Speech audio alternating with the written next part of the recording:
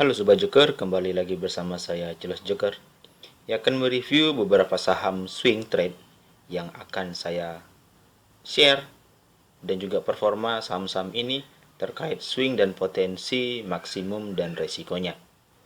Sebelumnya, jika teman-teman tertarik dengan ulasan saham yang saya lakukan, bisa like, komen, dan subscribe channel YouTube ini, atau juga bisa bergabung di grup Telegram dan lini masa Stockbit yang linknya saya sudah sediakan di deskripsi video ini.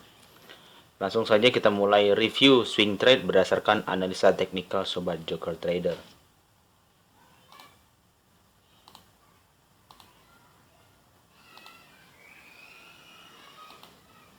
Yang pertama kita akan melihat ada saham IMAS. IMAS memiliki performa yang cukup bagus, di mana area demand di range harga 1030 sampai 1020 masih belum ditembus.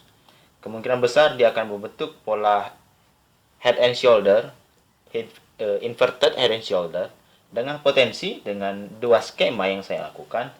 Ada taking profit di 15% dengan cut loss atau stop loss kita di 3%. Dengan risk and reward-nya itu sebesar 4,43%. Lalu juga ada skema kedua mengenai risk and reward-nya, yaitu pada range harga 1020 untuk entry dengan taking profit bisa mencapai 1380 yang merupakan area supply, dan juga batasan stop loss-nya itu berada di 950. Secara momentum memang masih mengindikasikan MACD ingin melanjutkan koreksi ya. Kalau kita lihat koreksinya sudah terjadi dan dead cross. Namun selama area 1030 dan 1020 ini tidak mampu ditembus, saya pikir IMAS masih cukup menarik dengan kita bisa membatasi resikonya di 985 dan 950. Terkait IMAS kita harus berbicara juga IMJS. IMJS juga sudah mencapai performance terbaiknya dengan potensi dia sudah membentuk pola cup and handle kemarin dengan potensi handle-nya itu berada pada range 660. Dan hari ini dia membentuk high di 530 yang sudah membreak area high di tanggal 1 September yaitu di 625. Apakah masih ada kans menuju area 660? Saya pikir masih ada. Karena secara volume distribusi dan akumulasinya tidak tergambarkan bahwa segala barang sudah dilakukan penjualan. Jadi masih ada area akumulasi yang masih tersisa di saham IMJS. Jadi saya pikir performa menuju area 660 masih cukup lebar. Selanjutnya saham swing lanjutan ada saham BANK. Saham BANK hari ini mengalami penurunan sebesar 3% dengan potensi akan kemungkinan akan meretest kembali area 3050 sampai 3010 yang merupakan area demand lanjutannya. Sesuai dengan arahan sebelumnya, jika area 3300 sampai 3200 yang merupakan area range buy kita pertama tidak mampu ditembus, teman-teman bisa melakukan sell on strength atau bisa mengurangi posisi untuk mengambil lagi nanti di bawah di area 3050 sampai 3010. Tetapi masih ada chances dia akan menuju area demand-nya di bawah kembali di area 2850 sampai 2810. Kenapa? Karena di sini ada merupakan area pullback beberapa kali dan juga ada beberapa area retest resisten cukup besar di tanggal 9 April. Jadi saya pikir area 2850 sampai 2810 bisa kita jadikan sebagai area demand lanjutan. Secara MACD memang dan secara RSI cenderung distribusinya masih mengalami penguatan. Namun, selama daerah penguatan distribusi masih cukup kuat, maka kita bisa mengambil posisi dan mengambil keuntungan di area 3050 dan di 2850. Selanjutnya, saham swing ada MLPL.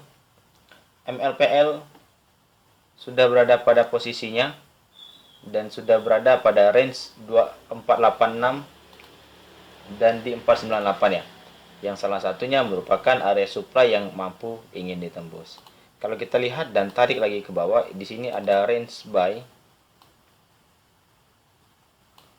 untuk saham MLPL yaitu pada range harga 454 sampai 438.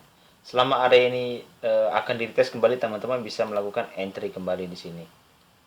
Namun di sini juga ada range buy lanjutan, yaitu pada range di 410 sampai 382 yang merupakan area base. Dikala ada base di sini sebagai demand, maka sudah di retest. Maka saat di retest pertama kali, kemungkinan besar akan di retest untuk 2 kali ya, memastikan dia punya demand atau posisi pijakan itu cukup kuat. Jadi saya pikir like kita pantau untuk saham MLPL untuk lanjutannya. Jika dia mampu berhasil break area supply, maka dia akan melanjutkan area supply-nya di 554 sampai 544. Range penjualan masih target kita di atas 600 ya untuk target swingnya. Secara RSI dan MACD mengindikasikan bullish ya. Jadi saya pikir like kita pantau untuk saham MLPL terkait kinerja pergerakannya di bulan September ini. Selanjutnya ada saham TRIM. TRIM hari ini membentuk pola bullish ya. Pola bullish dengan mantul dia membentuk pullback di range harga pantulannya itu di 232 sampai 224. Hari ini close-nya di 252 dengan low di 226. Hampir mendekati dengan target kita punya low. Apakah ini sebagai pertanda baik untuk saham TRIM Megah? Saya pikir masih belum tentu. Kenapa? Karena posisinya dia sudah membentuk higher high, higher low, dan dia sudah membentuk pola higher high. Kemungkinan besar dia akan membentuk pola higher low dulu. Minimal higher low-nya itu di 212 atau bisa mencapai di 192. Jadi saya pikir teman-teman bisa memperhatikan area 212 dan juga di area 192.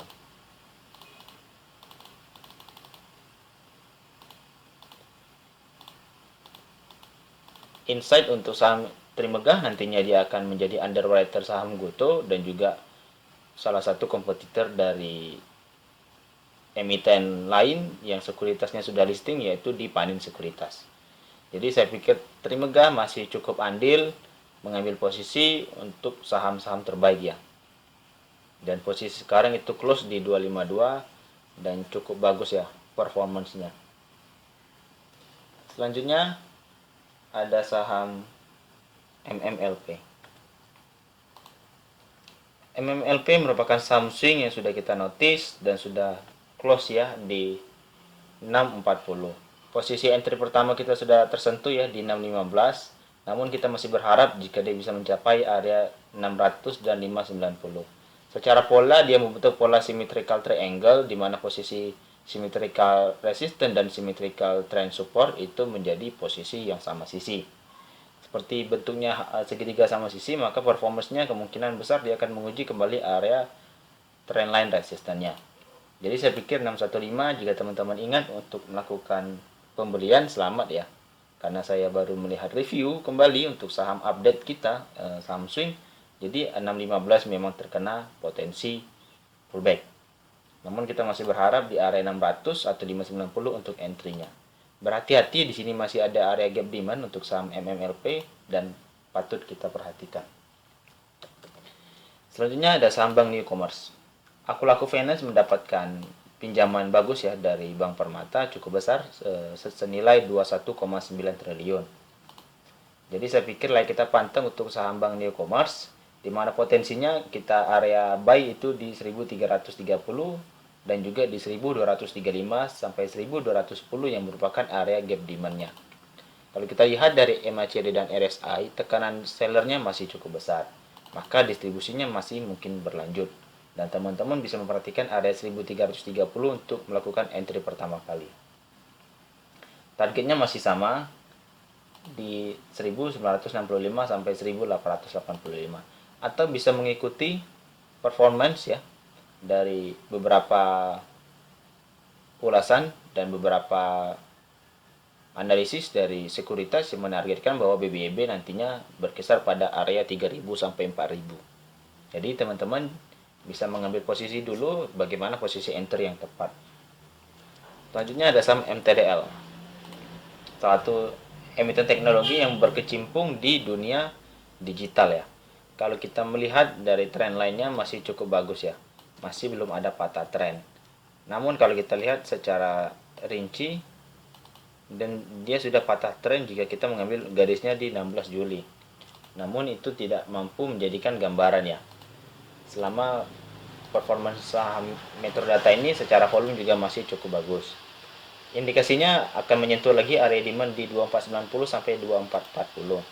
Tetapi range buy yang kita bisa perhatikan di 2380 sampai 2340, atau bisa lebih murah lagi kita tawar di range harga 2380, 2270 sampai 2230. Secara momentum tren harga dan secara tren memang indikasinya sudah ingin menandakan bullish ya. Jadi bisa kita perhatikan jika dia berhasil break area supply di 2260, teman-teman bisa melakukan akumulasi ya. Tetapi jika dia menyentuh area 2490 dan 2440, teman-teman bisa melakukan cicil dulu. Selanjutnya ada saham PRDA. Salah satu emiten rumah sakit ini lagi kita pantau di range harga 5.800 sampai 5.660. Secara tren penguatan distribusi masih cukup besar, dan kita lihat secara pola bearish channelnya masih cukup signifikan menyentuh area 5.800 yang bisa kita jadikan rekomendasi untuk buy. Kenapa? Karena di sini ada retest menjadi resisten dan menjadi supply dan menjadi demand. Jadi saya pikir 5.800 angka cukup bagus ya untuk kita lakukan akumulasi untuk saham healthcare di Prodia. Selanjutnya ada saham retail terkait mall ya. Karena properti dan konstruksi mengalami kenaikan, jadi saya pikir MPPA layak kita pantau ya. Secara pola dia memang sudah break pola bearish channelnya. Itu menjadi kabar bagus untuk saham MPPA. Namun secara kasat mata kalau saya pikir di sini ada pola yang cukup kita patut himbau ya. Ada pola inverted head and shoulder di mana low-nya bisa menyentuh area di 855.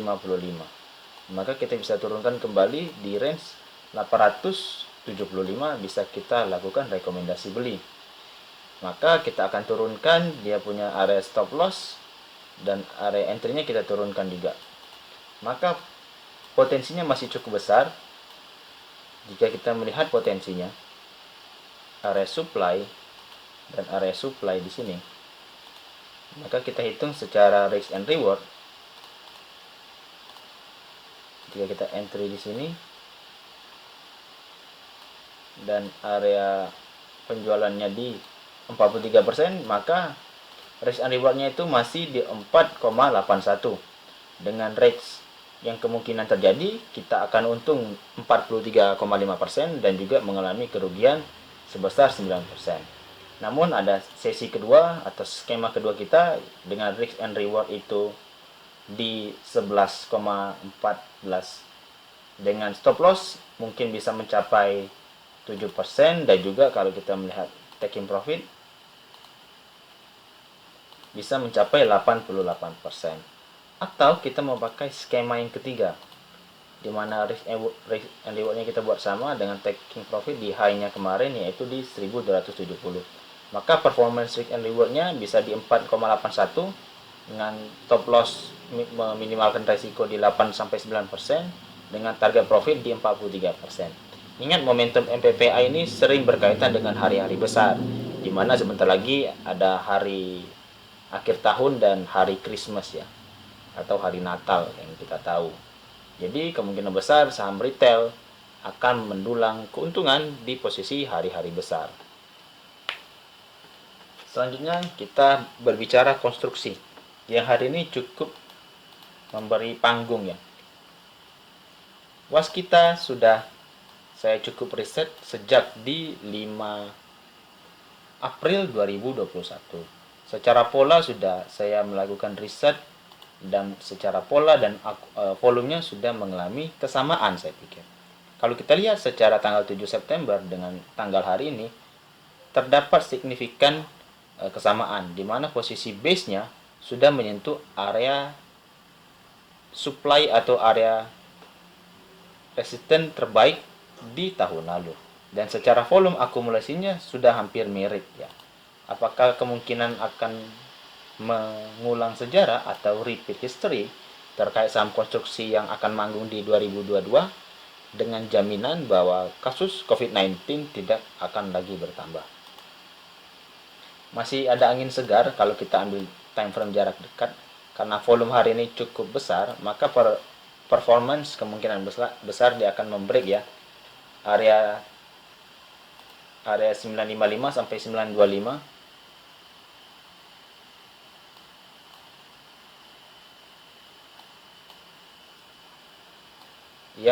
yang merupakan area supply-nya di 955 sampai 925. Jika area supply ini mampu ditembus, maka potensinya akan lanjut menjadi 1065 sampai 1035. Bagi teman-teman yang tertarik untuk saham konstruksi, bisa memperhatikan area 855 untuk lakukan entry ya, jika belum mendapatkan posisi. Tetapi jika teman-teman mengingat Zoom terakhir kita bersama, saya sudah pernah calling dan di sini hit ya, di low-nya itu di 735 dengan area supply yang sudah ditentukan. Jadi saya pikir memang basic teknikal sangat perlu ya untuk kita menganalisis saham dan memposisikan untuk entry terbaik pula. Momentumnya masih bagus untuk saham konstruksi dan layak kita pantau juga. Secara ilustrasi MACD dan RSI memang mengindikasikan bullish ya. Jadi saya pikir peluang dia akan membreak area 955 sampai 95 masih cukup besar. Selanjutnya ada saham konstruksi lainnya yaitu Adikarya. Adikarya sudah break area supply-nya yaitu di 795 sampai 760. Selama area ini mampu dijaga, maka dia akan menguji area 830 sampai 820 yang merupakan area supply kecil, di mana di sini ada gap dahulu di 16 November sampai 17 November di tahun lalu. Ketika area gap ini ditutup, maka potensinya akan cukup besar mengalami penguatan ya. Dan juga secara trend line memang sudah mengalami break yang cukup bagus. Volume hari ini sebagai konfirmasi, jadi saya pikir ada momentum untuk saham Adikarya untuk melanjutkan kenaikan. Bisa diperhatikan jika dia bertahan di 830 atau juga bertahan di area 795, potensinya menyentuh area 950 masih cukup besar. Dan juga ada area break bullish sebagai pertanda performance kuatnya, yaitu berada di 1085 sampai 1055. Selanjutnya ada saham Wika. Wika juga memiliki pola yang sama, dia sudah berhasil break bullish di area 955 sampai 995. Potensinya masih cukup besar, di mana area demand and supply kuatnya akan di retest ya di area 1100 sampai 1090. Selama area ini mampu ditembus, maka potensinya menuju area supply di 1280 sampai 1240 masih cukup besar, dan juga area di 1370 sampai 1335 masih cukup besar. Ingat, pola konstruksi sudah mengalami volume yang sama dengan potensi yang cukup sama ya. Di mana posisi September dia memiliki low di range harga 1200-an, namun di tahun ini low-nya masih cukup besar ya. Dan sempat ingin meretest area demand kecilnya pada tanggal 28 April. Jadi saya pikir Wika sangat menarik untuk kita pantau dan trading. Selanjutnya kita beralih ke saham telekomunikasi, yaitu saham Friend. Friend selama dia menyentuh area range buy kita di 124 sampai 121 sangat direkomendasi ya, saya pikir untuk lakukan pembelian. Dan juga jika kita ingin mendapatkan harga lebih murah, bisa memperhatikan area 115 sampai 114 untuk melakukan raging buy. Target profit kita masih cukup sama di 150 dan sampai 200. Secara momentum dan secara tren harga memang indikasinya masih melakukan distribusi cukup kuat. Namun kalau kita lihat performance konstruksi, memang apakah sudah ada peralihan dari komposisi pembelian emiten, saya pikir masih cukup dini kita bisa menyimpulkan itu. Jadi saham Friend masih kita layak pantau untuk saham swing kita, berada di range 115 sampai 114 atau berada di range buy sekarang di 124 sampai 121. Selanjutnya ada saham udang, yaitu Panca Mitra Multi Perdana. Kita masih menunggu dia bergerak di range harga di 476 sampai 472 untuk melakukan akumulasi buy. karena ini merupakan area resisten weekend support yang cukup kuat yang sudah diuji beberapa kali. Kalau kita lihat memang dari pergerakan MACD dan RSI ingin mengindikasikan bullish dengan volume distribusi yang sudah hampir hilang dengan akumulasi di 2 hari terakhir. Jadi kita layak untuk pantau untuk saham PMMP. Dan patut diingat besok dia akan melakukan dividen. Kemungkinan besar ex-date-nya akan menyentuh area 476 sampai 472 atau juga bisa jadi menyentuh di 436 sampai 430. Di mana biasanya dividen akan membuat pola sahamnya akan turun dulu seperti dividend trap ya. Jadi lagi kita pantau untuk saham PMMP untuk swing. Targetnya masih di 600. Jadi saya pikir lagi kita pantau ya untuk saham PMMP. Selanjutnya ada saham teknologi, saham investasi lanjutan yaitu di MTEK. MTEK sudah memenuhi pola kita di mana dia retest area 1880 sampai 1840 dan sudah meretest kembali area supply di mana dia tidak mampu ditembus. Sesuai pola dia akan menguji kembali area 1880 sampai 1840. Teman-teman bisa mengingat area 1800 ini untuk lakukan pembelian di saham MTEK. Tetapi jika bisa dikasih di area 1680 sampai 1630 masih cukup bagus ya. Peluang kita bisa mendapatkan saham lebih murah itu sangat baik. Tetapi like kita pantau, jika dia bergerak di 1880 sampai 1840, teman-teman bisa melakukan akumulasi dulu. Terakhir ada saham perbankan yang menjadi saham rakyat Indonesia saya pikir yaitu saham agro. Lagi-lagi tidak mampu menembus area supply-nya di 2360 sampai 2320. Walaupun sudah tembus, area 24110 masih menjadi misteri di mana resisten minornya tidak mampu ditembus. Potensinya masih cukup ada melanjutkan koreksi sampai 2010 sampai 1900. Dan juga kita bisa menunggu di area 1800 sebagai pertanda low yang cukup riskan ya. Karena di sini ada retest beberapa kali di area 1800. Namun di area 2010 sampai 1900 juga sudah cukup bagus ya untuk kita lakukan entry di saham agro di kesempatan yang mungkin akan diberikan. Jadi saham agro layak kita pantau selama dia bergerak di bawah 2000, teman-teman bisa melakukan watchlist. Seperti itu. Sekian dulu untuk ulasan saham swing trade Sobat Joker Trader. Teman-teman bisa memilih saham-saham mana saja yang teman-teman minati dan lakukan akumulasi secara bertahap. Karena akumulasi tidak dilakukan dalam satu tahap tetapi beberapa tahap. Mengingat money management kita pasti memiliki teknik yang berbeda-beda. Jadi semoga pandangan area range harga di saham-saham emiten ini mengenai swing trade range buy-nya cukup mendapatkan gambaran yang bagus untuk kita lakukan titik entry yang benar. Jika teman-teman tertarik dengan ulasan saham yang saya lakukan, bisa like, comment, dan subscribe channel YouTube ini, atau juga bisa bergabung di grup Telegram dan lini masa Talkbit yang linknya saya sudah sediakan di deskripsi video ini. Sekian dulu, saya ucapkan terima kasih.